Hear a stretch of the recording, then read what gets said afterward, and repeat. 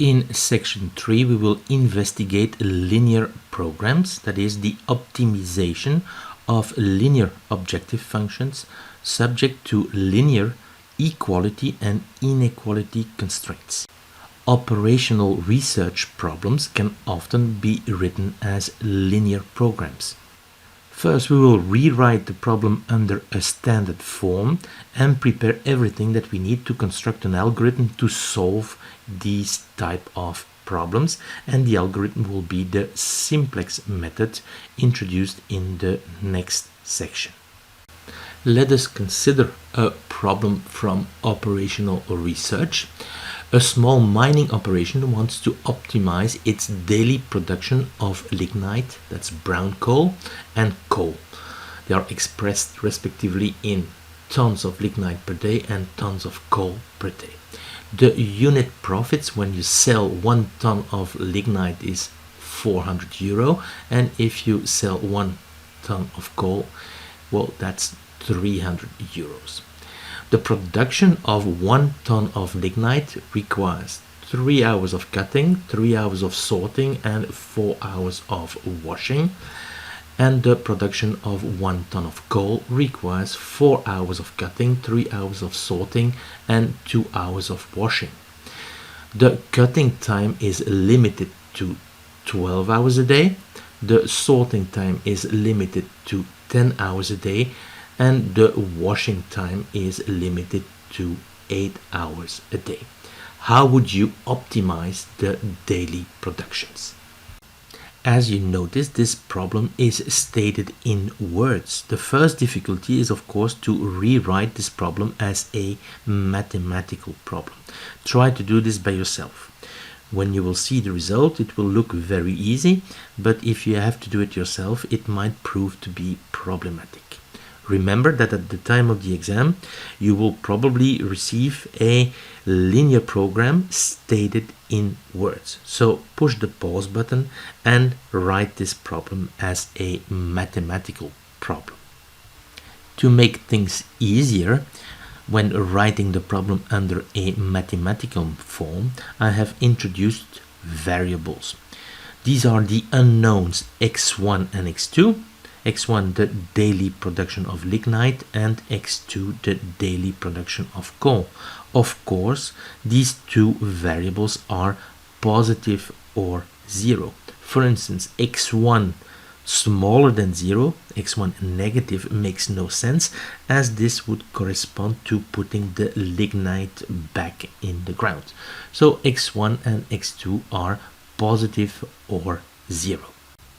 The variables C1 and C2 are the unit profits, respectively 400 euro per ton of lignite and 300 euro per ton of coal.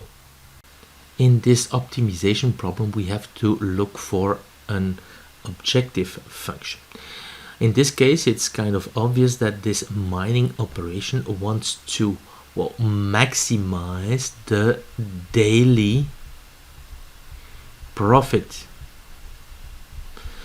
And we know that daily they produce x1 tons of lignite and x2 tons of coal, and x1 ton of lignite will produce, well, C1 x1, in this case 400 times x1 euros, and x2 tons of coal will produce C2 x2, so 300 times x2 in euros. So the daily profit is C1 x1 plus C2 x2, in this case 400 x1 plus 300 x2, and this is expressed in euros per day. So this is really a daily profit. Instead of working with this objective function, what we'll do is make things a little bit easier and work with this objective function. The solution will be the same in terms of x1 and x2, except at the end that we'll have to multiply everything by 100 to obtain the actual profit. We have now the objective function. The idea is to maximize the daily profit. Remember that with this objective function, at the end, what we'll have to do is multiply the profit by 100. But you can see that there are also constraints in this optimization problem. There are constraints on the cutting time, sorting time, and washing time, right? Well, we can now compute the daily time of cutting. If you need 3 hours of cutting for 1 ton of lignite, well, you'll need 3x1 hours of cutting for x1 tons of lignite. And similarly, if you need 4 hours of cutting for 1 ton of coal, you'll need 4x2 hours of coal to produce x2 tons of coal, and this cutting time is limited to 12 hours a day. So in our optimization problem, we'll have to maximize the profit, taking into account such that, well, we have taken into account the constraint on the cutting time. So to produce x1 tons of lignite and x2 tons of coal, we'll need, well, 3x1, the 3 is coming from this one here, plus 4x2 hours of cutting per day, and this time per day is limited to 12 hours, right? And then you'll have something similar for the sorting time. When you produce x1 tons of lignite and x2 tons of coal, you have a certain sorting time that you need per day, and it will be, well, 3x1 plus 3x2. Okay, so this is really a quantity that is expressed in hours per day, and this sorting time is limited to 10 hours per day. And then you have something similar for the washing time. 4 times x1 plus 2 times x2, and again this is here expressed in hours per day, is limited to 8 hours per day. And of course we have additional constraints that x1 is positive or 0 and x2 is positive or 0. So this is the optimization problem rewritten under a mathematical format. We maximize the profit, and you can see that here we have a linear objective function subject to constraints that are linear, and in this case you have inequalities, right? And the quantities on which you're optimizing, x1 and x2, are positive or 0.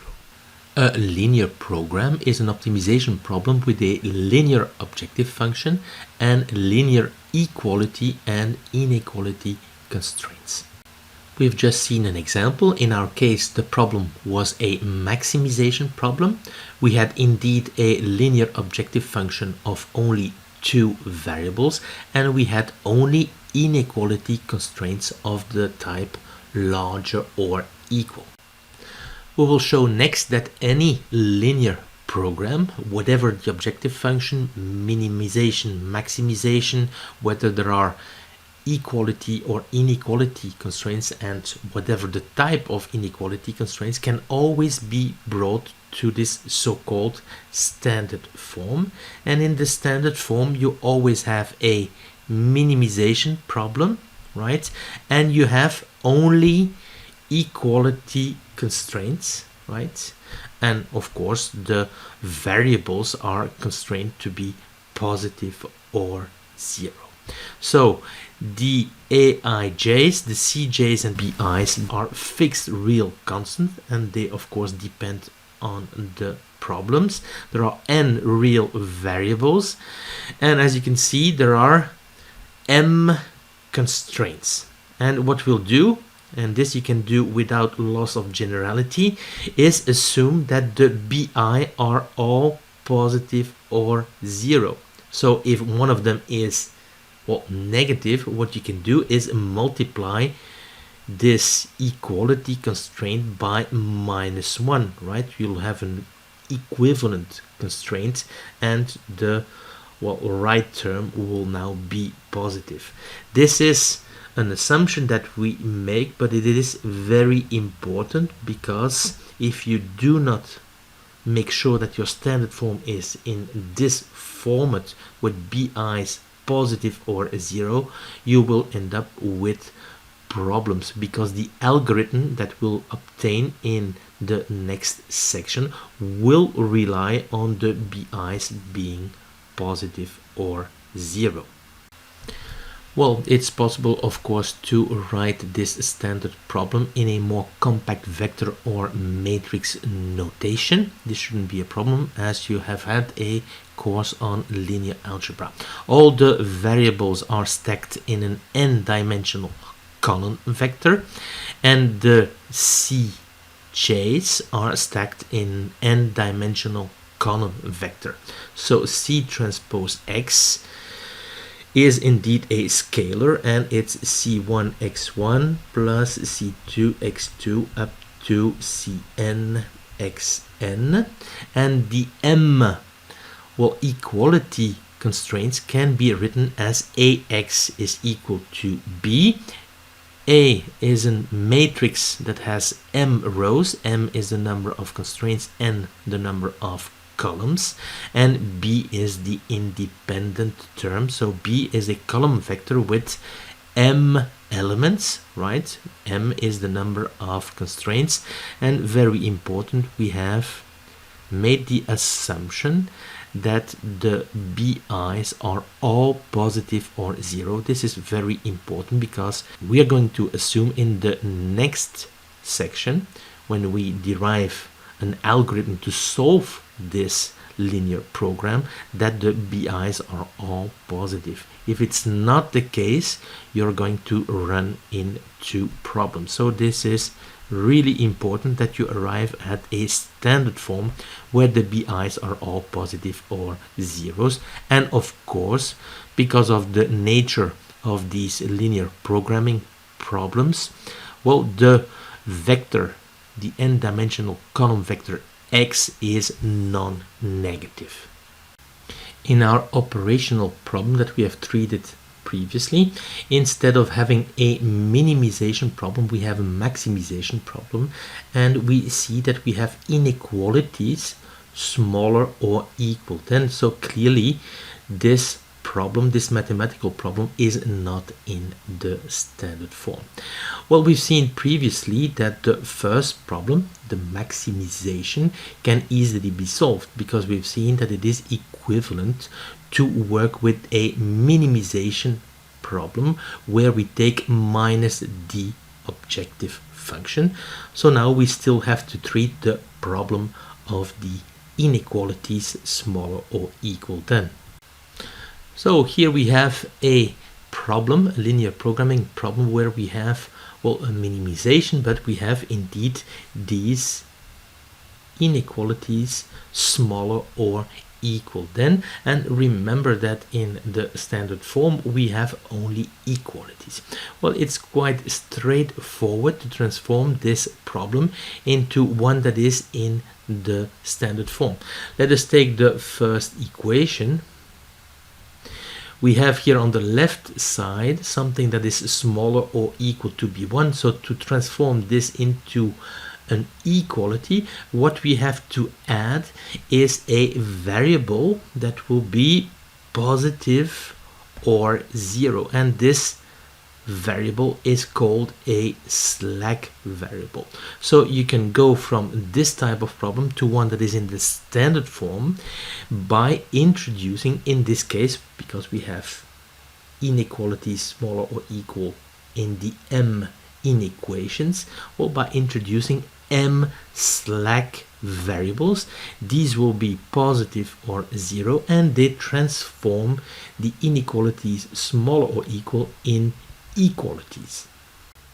So in summary, for each inequality less than or equal, we have a slack variable that is introduced to transform the inequality into an equality, and thereby the problem takes the standard form. So what has happened is that we have the original operational variables x1 to xn, and we add a number of so-called slack variables to transform the problem into its standard form.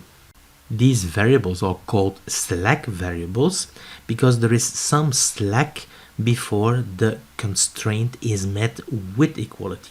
There is some slack means il y a un peu de mou in French. So we're now ready to transform our problem, our operational research problem, to the standard form.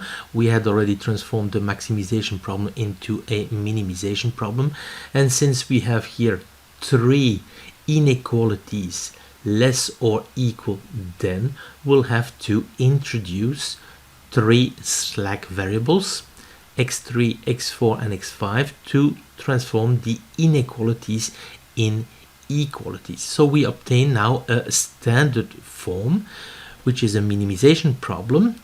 There are three constraints and 5 variables. 2 of the variables are the original operational variables, and 3 additional slack variables have been added over here.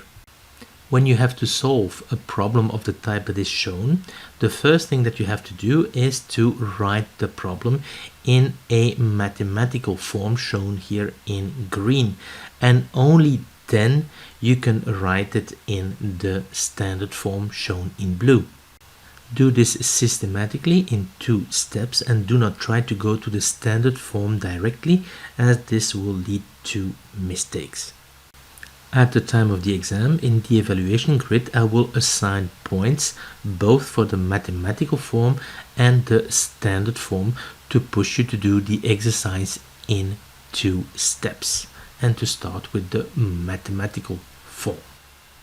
Some operational research problems might lead to linear programming problems where you have inequalities larger or equal than, as you can see over here, and such problems have again to be transformed into problems that are in the standard form.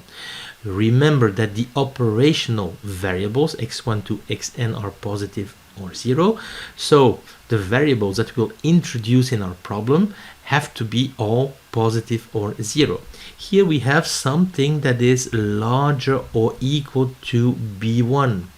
To obtain an equality, and if you work with variables that are positive or 0, well, you'll have to subtract here something that is positive or 0. And in this case, you'll subtract y1. Such a variable is called a surplus variable. And if you do this for each inequality larger or equal than, well, you can transform the problem into its standard form. In summary, we had a problem where each constraint involved an inequality greater than or equal to, and to transform these inequalities in equalities, well, we had to introduce new variables yi, and these variables are called surplus variables. Okay, so the idea is that you subtract something that is positive, right? y1, y2 up to ym are positive, to transform the inequality into an equality, and then you obtain the standard form. In this case, you have the original operational variables x1 up to xn, and you add, in this case, well, m surplus variables. In reality, you will have a mix of constraints. So you'll have equality constraints. They're okay. They're ready for the standard form. You'll have inequalities smaller or equal than. Then you'll have to introduce a slack variable for this particular constraint. And you'll have constraints greater than or equal to. And in these cases, you'll have to introduce a surplus variable for each of these constraints. The exercises that you see on the screen are available for you on the web page associated to the course. They come from the different assignments that are available. The idea is that we will do similar exercises during this video course, and that you do the ones coming from the assignment by yourself. Each time the final solution, and only the final solution, is given at the end of the assignment. In this course, we'll use these exercises to illustrate how you can transform a linear program into its standard form. Well, here we have a linear programming form, and what we'll do is write it under its standard form. It is a minimization problem, so of course it will stay also a minimization problem in the standard form. So 2x1 plus x2 plus x3. We have three constraints. So such that, well, let us take the first one over here. It's an inequality larger or equal than. We have to work with variables that are positive or 0. So this is larger than 1. So we should subtract something that is positive. So we'll write 2x1 minus x2 minus x3. And then the next variable that is available is x4, so we'll subtract x4, and x4 will be here a surplus variable, and now we have an equality. The next constraint is an inequality smaller or equal. Again, we have to work with variables that are positive or 0. This is smaller than 5, so we need to add something positive. Right, and we have to add x5, and x5 here is a slack variable, and this is used to transform the inequality in an equality. The third constraint is already an equality, so we can just copy it.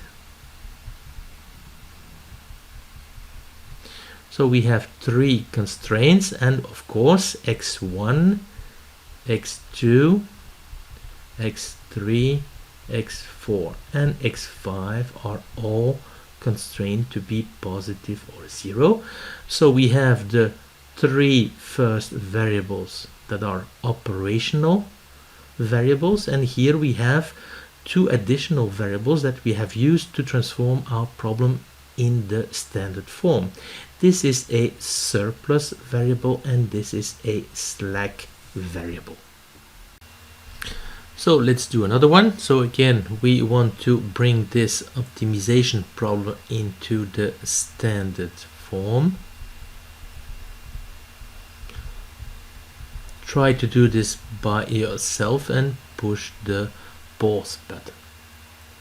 So in this case, we have a maximization problem, and in the standard form we need a minimization problem. So we'll write minimization and we'll take minus this objective function. So minimization of minus 2x1 minus 3x2 minus x3.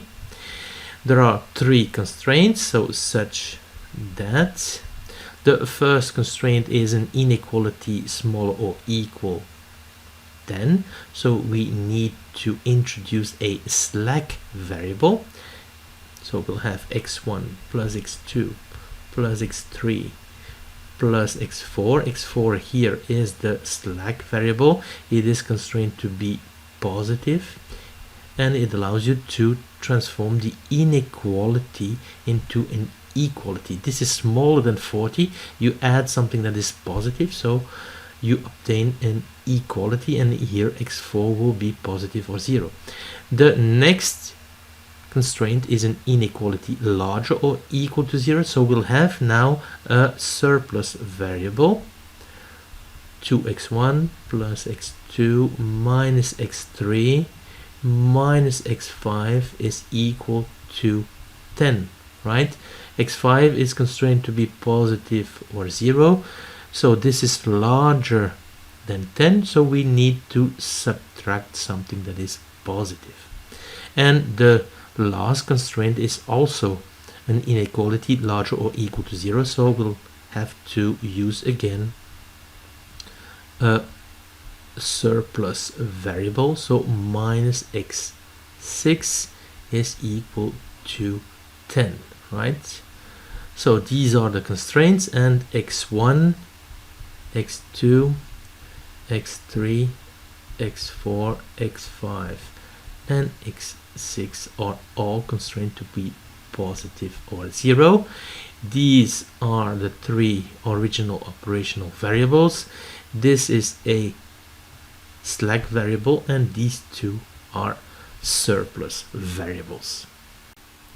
Well, let's do another one, and again we have to write this problem in its standard form. Try to do this by yourself, and here it's a bit more difficult than before, so push the pause button. Okay, so we have a maximization problem, so we have to write this into a minimization problem. So this becomes standard, so we have to take this objective function and multiply it by -1. So minus 2x1 minus 3x2 minus 4x3. There are three constraints, so such that the first constraint is an inequality smaller or equal, so we have to work with a, well, slack variable. We have to add something positive to have an equality, so we'll have 3x1 plus 2x2 plus x3 plus x4 is equal to 10. And similarly, in this second constraint we also have smaller or equal, so we'll have to work with a slack variable. 2x1 plus 3x2 plus 3x3 plus x5 is equal to 15. Here we have to pay attention because there is a -4 over here, and remember that the b's in the standard form have to be positive. So there are two approaches. Approach 1, let's say we have here an inequality smaller or equal to 1, so we have to work with a slack variable. So we have to add x6 is equal to -4. We have a -4 here, so to have something positive we multiply the whole equation by -1, and we obtain x1 plus x2 minus x3 minus x6 is equal to 4. This is approach 1. Approach 2,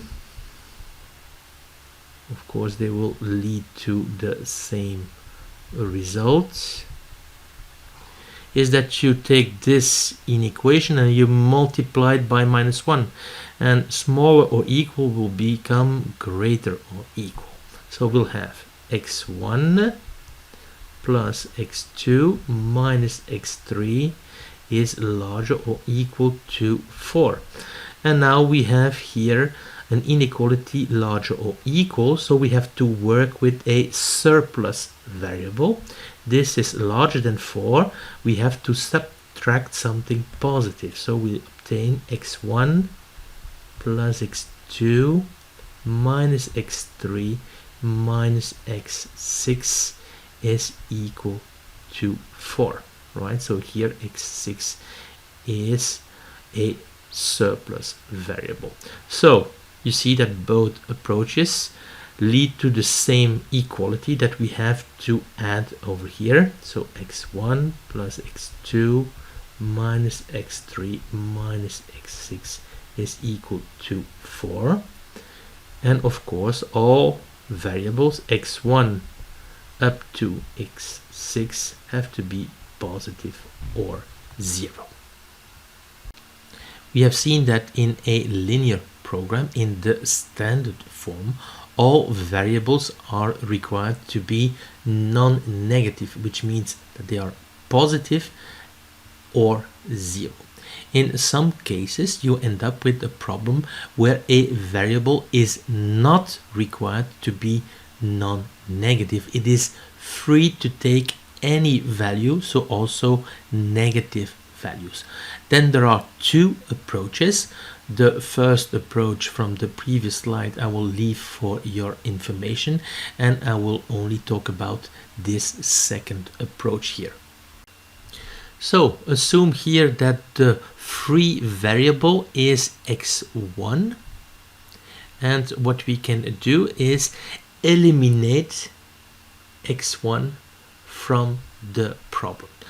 Okay, so what you have to do is take one constraint in which the coefficient in front of x1 is non-zero, right? This is very important because this will allow you to write x1 as a function of the other parameters. So x1 will be 1 over ai1 times b minus ai 2x2 minus ain xn, right? So you have written x1 in terms of the other variable. So what you have to do then is substitute x1 everywhere in the linear program. This means in the objective function and in the constraints, right?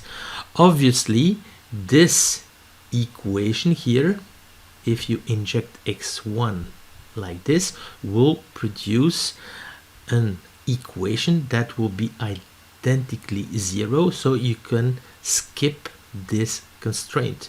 So you'll end up with a linear program with n minus 1 variables, right? Because you will have eliminated the variable x1 and with m minus 1 constraints. And then after that you can solve the linear program as usual because you have a linear program that is in the standard form. In this subsection we will present another example of a linear program. We will then study a special case of this linear program with only two variables and numerical values. This will give us some insights because we are able to represent things graphically. Note that in this subsection we will work with the original problem, not with the problem in standard form. Here's the example. We must determine the most economical diet that satisfies the basic minimum nutritional requirements for good health. There are n foods available on the market and we use the index j running from 1 to n, and each of this food comes at a price cj per unit.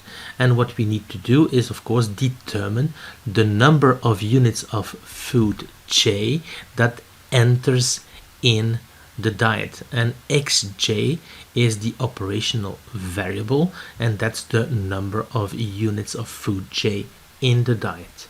Since we need the most economical diet, well, we'll have to minimize the total cost, and the total cost is, well, C1x1 plus C2x2 up to Cnxn. Okay, so we take the number of units of food J and we multiply by its price, and then we add over all the J.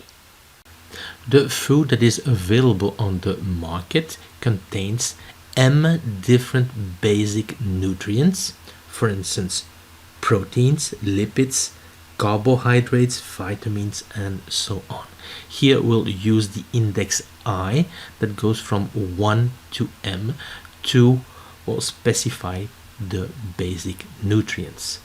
Each unit of food J contains Aij units of the nutrient I, and to achieve a balanced diet, an individual must receive at least Bi units of the ith nutrient per day. And this will, of course, impose M constraints, a constraint for each basic nutrient. Let us look at nutrient I. We know that the J foods in the diet will supply a number of units of nutrient I that corresponds to this quantity over here, right? And this supply of nutrients I must be larger than what an individual must receive in a day, and that is Bi units of the nutrient I. So we end up with a minimization problem where we have M nutritional constraints, inequalities of the type larger or equal, and of course we have non-negativity constraints on the operational variables xj, the number of units of each food in the diet. And what we can do, of course, is to write this in a vector or matrix form. Let us specialize our problem to two variables and take numerical values. In this case there is only one nutrient, it's protein, so I is equal to 1, and there are, well, two types of food available on the market, peanut butter and steak, so J is equal to 2. This is a course on optimization, not on nutrition, so I would not advise this type of diet, of course. So remember that Aij, right, that's the number of units of nutrient I in food J. Each pound of peanut butter gives 1 unit of protein, so A11 is 1 in our case, and each steak gives 2 units of protein, so A12 is equal to 2, right? So an individual needs at least 4 units of protein in the diet, so in this case here this means that B1 is equal to 4. And a pound of peanut butter, and a pound is considered to be a unit, well, costs $2, so we have C1 is equal to 2, and a steak costs $3, so C2 is equal to 3. And of course you have two operational variables. X1 denotes the number of pounds of peanut butter, and X2 denotes the number of steaks. So we try to minimize the cost. Okay, so we have C1 X1 plus C2 X2. This is what you obtain, right? And we have to make sure that in the diet there is at least 4 units of protein.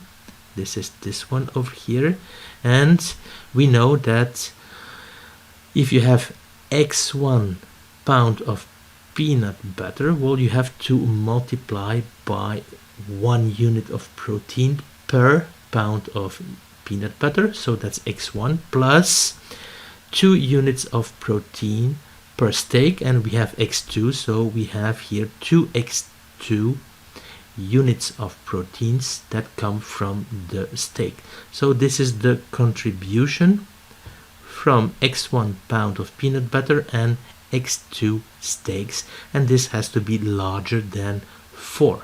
And of course x1 and x2 are constrained to be larger than 0 or equal to 0. Well, we'll work with this simple problem because we can represent things graphically. Note also that we choose to work here with the original problem that is not in the standard form. Well, let us look at our problem. Remember that we have here a minimization problem.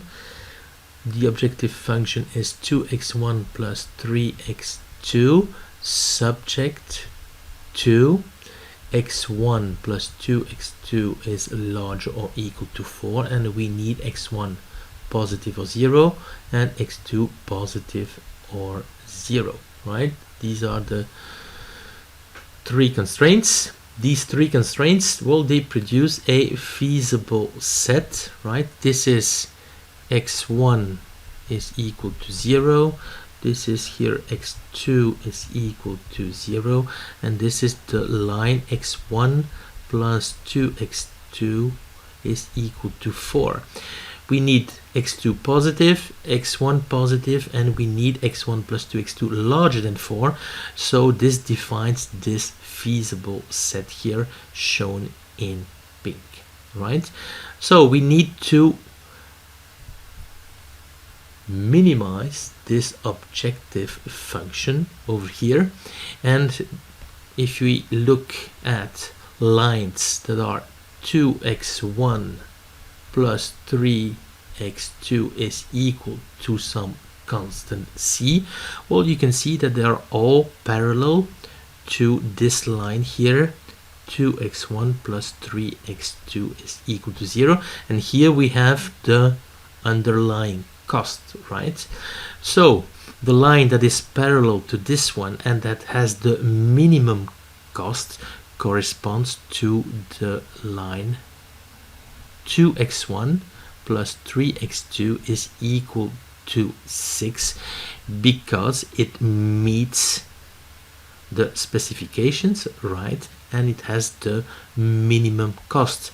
The underlying optimal solution is, as you see, x1, that's the number of pounds of peanut butter, it's 0, and x2, that's the number of steaks, is equal to 2, and the underlying cost is $6. As you can see here, the optimal solution lies on a vertex of the feasible set. With a different objective function, instead of having one unique solution, it's possible to have a whole set of optimal solutions, so an infinity of optimal solutions. This is illustrated here graphically. Imagine that the cost of a steak increases from $3 to $4. Then the constraints remain the same, but we have to minimize the function 2x1 plus 4x2 such that x is in this feasible set S over here, right? So by changing the cost, we have changed the slope of a curve. 2x1 plus 4x2 is equal to a constant, right? It has now the same slope as, well, x1 plus 2x2 is equal to 4. So the minimal cost is achieved for a whole bunch of solutions, right? You can see that, for instance, one potential solution is the one that we had before, x1 star is equal to 0 and x2 star is equal to 2, but x1 star is equal to 1 is also possible. Then you have to take this equation and compute the underlying x2 star, and this will be 3 over 2. And this is also a solution over here, so x1 star is equal to 4 and x2 star is equal to 0. They all lead to the same cost, that is $8. In the previous example, we have worked on a feasible set with a minimization problem. But if we take the same feasible set and we take a maximization problem, then we will not have a bounded solution, as the maximum cost is infinite. Indeed, if we have a problem that is maximum of 2x1 plus 3x2 such that x is in the feasible set S, well, then we're looking for a line here, 2x1 plus 3x2 is equal to C, where C is the cost, that meets the constraints, right? And that has a cost that is as high as possible. Well, you can take this line and slide it as high as you want in this direction, and you'll always be able to increase the cost. So in this case, this will lead to a maximum that is unbounded. Every linear program falls into one of the three possibilities. Well, what could happen is that the feasible set is empty, right? We'll see a case later on in the course. It could be that the cost function is unbounded on the feasible set. This is the example that I've shown you just before with the maximization on this same feasible set, right? And well, the third alternative is the good alternative. The cost reaches a minimum, could be a maximum if you have a maximization problem on the feasible set. Well, in problems of economics and engineering, solutions that are empty or unbounded cases are uncommon, because if you have an empty feasible set or you have unbounded solutions, right, this means that your problem has not been stated correctly. Well, if we further increase the price of steak to $6, we'll end up with another solution, and it will only involve taking, well, peanut butter. Okay, this is kind of logical. If the price of steak increases, indeed, we'll have another minimization problem that involves another objective function, 2x1 plus 6x2 subject to the same constraints, right? Here S is the feasible set. And why is this? Well, this is because the lines 2x1 plus 6x2 is equal to a constant have a different slope, right? The slope has decreased, and if you look for lines like this one with a minimum cost C that meet the specifications, you'll end up with this line over here, right? And the optimal solution has now changed. So you'll have x1, and the number of pounds of peanut butter is 4, and you have 0 steaks. Let us add an additional constraint. Before we had one nutrient, proteins. Now we have two, proteins and lipids. So I is equal to 2, and we still have two sources of food, peanut butter and steak. So J is equal to 2 over here.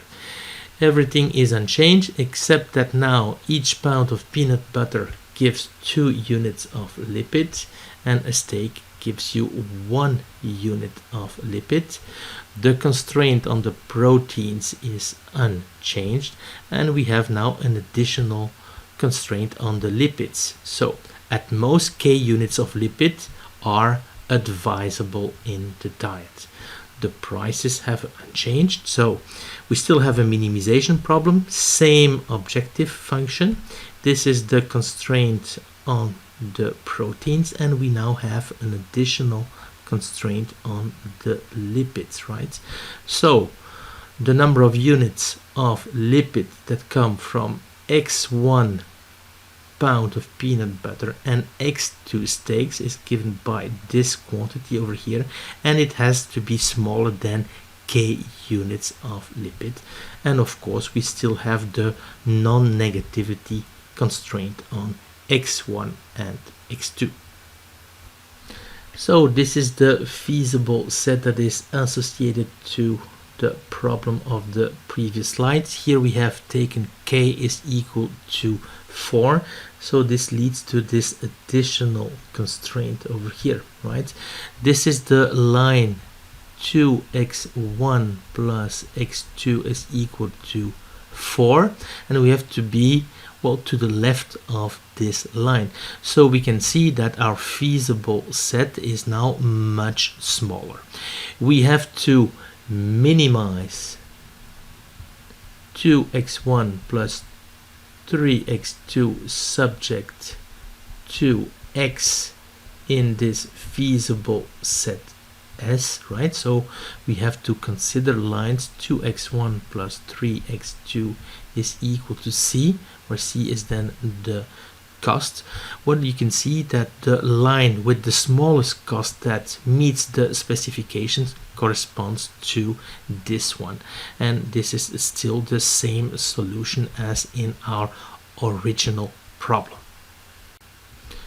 Remember that this is the line 2x1 plus x2 is equal to k, with k is equal to 4, but if you decrease k, this line will slide in this direction, and at some stage here, well, the feasible set will become empty, and this is what you see in the next slide. We have here the case k is equal to 1, and you can see here that we have obtained an unfeasible set.